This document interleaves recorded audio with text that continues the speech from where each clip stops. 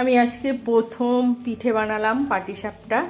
এইটা গোলাটা দিয়েছি, গোলাটার মধ্যে আমি চালের গুঁড়ো দিয়েছি, সুজি দিয়েছি, তারপর গুড় দিয়েছি, দুধ দিয়েছি, দিয়ে আমি পাটিসাপটা আজকেই প্রথম বানালাম।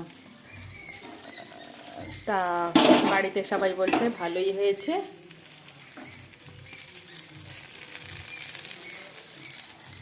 কখনো বানাইনি, আমার মা বানিয়ে পাঠিয়ে দেয়, আমার শাশুড়ি মা বানায়, কিন্তু এবার তো শাশুড়ি মা অসুস্থ, তাই আমি বানালাম।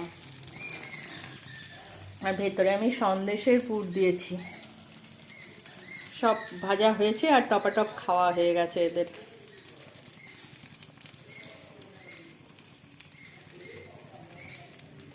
এটা বোধহয় হয়েই গেল।